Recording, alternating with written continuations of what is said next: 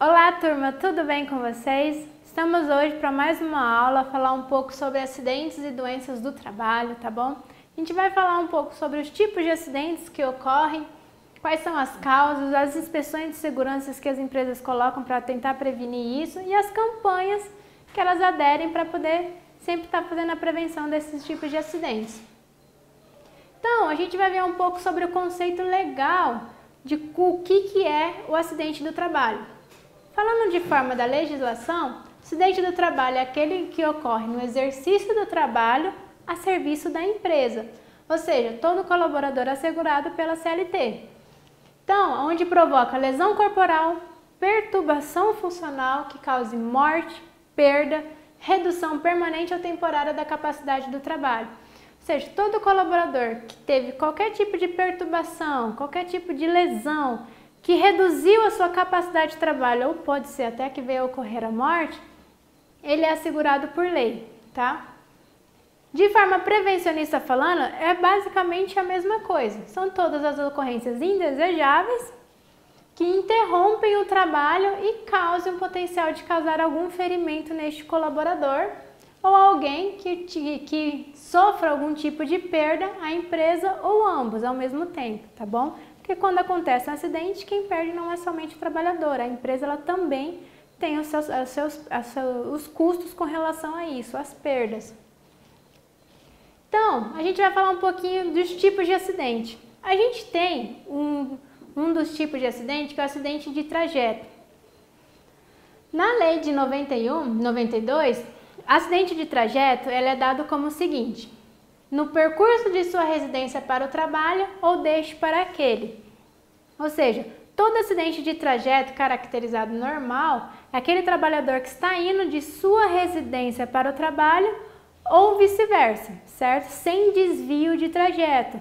Se esse colaborador teve que passar, por exemplo, para buscar o filho na escola, já teve o desvio do trajeto, então já não é caracterizado acidente de trajeto. Isso a gente está olhando agora no conceito prevencionista, tá bom? Porque como teve a reforma trabalhista, esse conceito mudou o conceito legal dele, tá bom? Que acidente de trajeto hoje, no conceito legal, não é considerado mais um acidente de trabalho, claro, dependendo de toda a investigação que será feita. Se realmente o acidente ocorreu, vai ter o culpado, a culpabilidade será do empregador.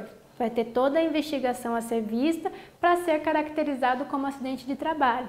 Mas no meio prevencionista ainda está valendo a lei de 92, tá bom?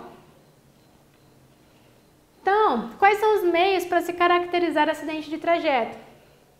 As investigações que será feita, por exemplo, qual é o trajeto, se esse trajeto que esse colaborador é um trajeto normal, ou seja, se é o caminho diariamente percorrido por ele. Qual que é o tempo de percurso que esse colaborador teve até a sua residência ou da residência para o trabalho? Se é o tempo feito por ele diariamente, tá? Claro, sempre sem haver o desvio do trajeto. Houve desvio do trajeto, já não se caracteriza mais acidente de trabalho. Vai ver as condições do trajeto naquele momento, trânsito, tráfego, tudo. Qual que é a atividade também que esse colaborador estava tendo no momento do acidente? Se realmente naquele momento ele não estava, por exemplo, no celular ou distraído, se realmente a culpa foi dele ou se foi externa. Então vai ter sempre todo acidente quando acontece tem uma investigação. Tendo a investigação ela vai ver realmente se vai se caracterizar como acidente de trabalho ou não. Um outro tipo de conceitos que a gente pode ter também com relação ao acidente é a doença. As doenças elas não se caracterizam como acidente de trabalho, mas elas são as doenças adquiridas no exercício do trabalho. Por exemplo, a doença profissional, ela pode ser entendida como produzida ou desencadeada no exercício do trabalho, de aí determinada na atividade a constância que essa atividade está tendo, tá? Ou seja, por exemplo, um trabalhador que trabalha com solda, se ele trabalhar sempre naquele mesmo ambiente, ele vem adquirir catarata. Se esse colaborador veio adquirir catarata, ele já vai ser considerado uma doença profissional, ou seja, uma doença do trabalho, que ela não precisa de nexo causal, ou seja, não precisa provar que ele contraiu a catarata por causa do trabalho dele. Alguns tipos de exemplo já define direto se é uma doença profissional ou não. Então, toda doença profissional é toda doença adquirida no exercício do trabalho e sem precisar do nexo causal. A doença profissional do trabalho, ela diferencia-se da doença profissional por quê? Ela resulta de condições especiais que o trabalho está sendo exercido, porque eles são já doenças genéricas. No caso, por exemplo, nesse tipo de doença do trabalho, ele precisa de um nexo causal, ou seja, a comprovação de que realmente o colaborador adquiriu aquela doença por causa do exercício do trabalho que aquele estava fazendo. Por exemplo, se um colaborador teve surdez ou teve uma redução da sua capacidade auditiva por causa do ambiente que ele está trabalhando a extremo, vai ter que ser feito toda uma investigação, todo um laudo para comprovar que ele ficou surdo por causa do ambiente de trabalho dele. Então, essa é a diferença de doença profissional e doença do trabalho. Doença profissional é toda doença adquirida no exercício do trabalho sem precisar comprovação. Doenças do trabalho é toda doença adquirida também no exercício do trabalho, mas precisa de um nexo causal, de uma comprovação de que realmente aquela doença foi adquirida no ambiente de trabalho. E agora a gente vai ver um pouco de quais são as causas que possam ocorrer acidente. A gente tem, por exemplo, atos inseguros, que são relacionados a falhas humanas. Às vezes, quando ocorre um acidente de trabalho, não necessariamente acontece um acidente por causa do EPI. Se for o equipamento, às vezes também pode estar danificado, pode ser que venha a ocorrer um acidente fatal por causa do equipamento, sim. Mas temos os atos inseguros. Às vezes, o próprio colaborador se põe em risco e cause um acidente por causa de... se põe em risco e ele possa ocorrer um acidente por causa de falhas, ou seja, o colaborador se põe em risco e acontece um acidente. Então, a gente tem o chamado atos inseguros, que é o próprio colaborador se colocando a vida em risco. A gente tem as condições inseguras, ou seja, são as condições que o meio de trabalho tem como de forma insegura. No caso dos bombeiros, eles sempre vão estar trabalhando de forma insegura. Então, as condições de trabalho dos bombeiros, por exemplo, é uma condição de trabalho extrema. Então, a gente tem que ser analisado também se a condição de trabalho onde esse trabalhador está inserido pode causar também um acidente por causa da atividade que é exercida. E tem o fator pessoal de segurança, ou seja, é o comportamento humano. Às vezes, aquele colaborador estressado, cansado no dia, ocorre um acidente por causa do fator pessoal de segurança, por causa do próprio colaborador também, tá? Então, essas são as 3 causas mais comuns que possa vir a ocorrer o acidente. Aí tem as etapas de investigação, ou seja, vai ter toda uma investigação. Todo acidente, como eu falei, vai ter uma investigação para comprovar se realmente houve um fator de segurança, se houve atos inseguros, se não, foi as condições de trabalho do meio que ocorreu o acidente. Então, todo acidente tem uma investigação. Então, vai ser feita a coleta de dados para descrever do que foi ocorrido e depois de toda a investigação feita, vai fazer as medidas preventivas e acompanhar se realmente aquele ambiente teve a prevenção, se teve todo o cuidado necessário.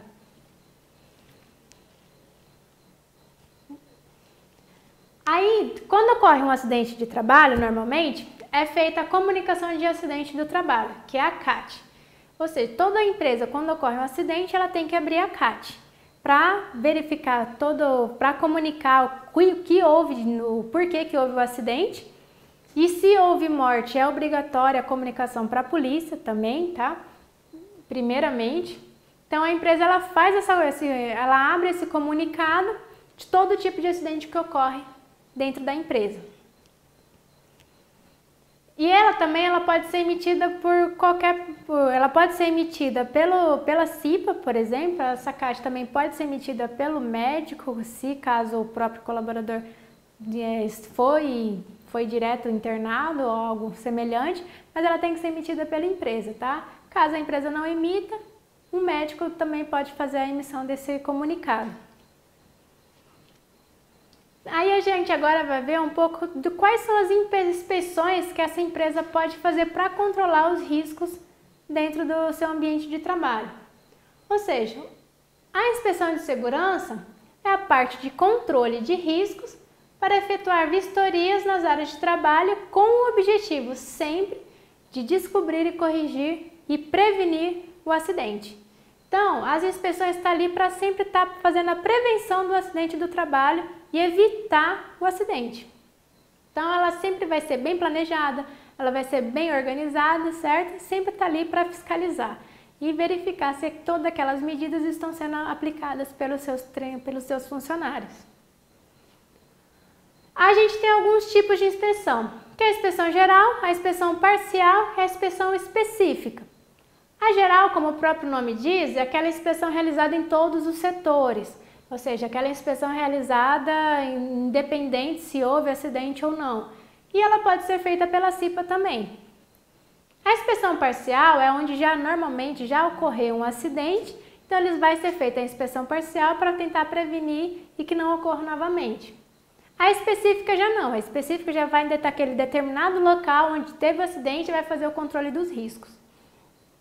E como exemplo a gente tem a postura, pode ser numa empresa administrativa, postura, o esforço físico, se for numa empresa que trabalha com carregamentos, por exemplo, manuseio de produtos químicos, dentre outros, independente do setor ou ramo da empresa, tem que ser feitas essas inspeções anualmente ou até semestralmente, dependendo do risco que essa empresa tem.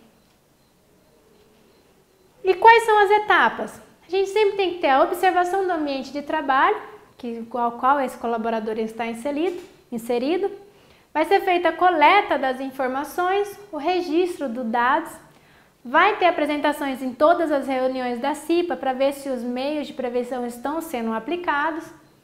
Vai ter sempre um relatório que o presidente da CIPA vai estar com aquele relatório para informar também os seus colaboradores, que a CIPA está ali para informar os colaboradores dos riscos e das prevenções a serem feitas, tá? E o acompanhamento. E quais são as campanhas que a empresa normalmente fazem para poder sempre estar divulgando a segurança? Tem a CIPAT, que anualmente é feita a CIPAT em todas as empresas, que é a Semana Interna de Prevenção a Acidentes. Tem a campanha interna de prevenção à AIDS, que a CIPA ela pode estar fazendo esses tipos de divulgação, e o antitabagismo. Empresas também elas podem estar divulgando sobre o risco do fumo e todas as ações que pode prejudicar o colaborador por causa do tabagismo. Então, ele tem vários tipos de campanha. Dependendo da empresa, ela pode determinar temas específicos para a área de atuação dela também, tá? Então, as campanhas, elas são para divulgação dos seus colaboradores e prevenção. Então, a gente vai falar agora um pouco sobre alguns tipos de doenças. A gente falou de acidente, a gente falou dos meios, como ocorrem os acidentes, se é por atos inseguros, se é as condições do ambiente de trabalho. E agora a gente vai falar um pouco das doenças. A gente já viu o conceito do que é doenças ocupacionais, que são as doenças do trabalho, certo? E profissionais. Viu a diferença entre uma doença profissional e uma doença do trabalho, que a profissional é aquela que é adquirida no ambiente de trabalho sem precisar de um nexo causal, certo? Ou seja, é aquela específica daquele trabalho. E a doença profissional, que é do trabalho, que é aquela que precisa de comprovação, que são doenças mais genéricas. A gente tem aqui alguns tipos, só uns exemplos, por exemplo, de doenças do trabalho, as doenças ocupacionais. A LER, que é a lesão por esforço repetitivo, ela é causada por exercício prolongado e repetitivo de determinada ação, ou seja, determinados movimentos. Ele é classificado como doenças ocupacionais, também vai ser feita toda a investigação se realmente aquela doença foi adquirida em função do trabalho, mas ela também pode ser classificada como uma doença ocupacional. Asma ocupacional, ou seja, feita pela inalação de agentes tóxicos, dependendo de empresas que trabalham com produtos químicos, também pode ser colocado como uma doença ocupacional. A dermatose ocupacional, que ela é uma doença do trabalho, tá? Que depende das atividades feitas por esse colaborador, utilizando graxa, óleo mecânico, por exemplo, que ele possa vir adquirir essa dermatose ocupacional. Surdez temporária definitiva, dependendo da atuação desse colaborador no ramo, tá bom? Então, é só mais alguns exemplos de algumas doenças ocupacionais, ou seja, doenças adquiridas no ambiente de trabalho. E a DORT, que é um distúrbio osteomuscular relacionado ao trabalho. Então, esses são os exemplos mesmo para mostrar para vocês que tem algumas doenças que são adquiridas em função do trabalho, certo? Algumas delas precisam de um nexo causal, precisam de uma comprovação, e outras já não, que as doenças profissionais já são aplicadas como doenças ocupacionais. Então, essas são algumas doenças relacionadas ao trabalho, certo? No próximo vídeo a gente vai falar um pouco sobre os equipamentos de proteção individual e equipamentos de proteção coletiva, quais são, onde deve ser aplicado, por que são aplicados, certo? E nossa aula fica por aqui, espero que tenham gostado.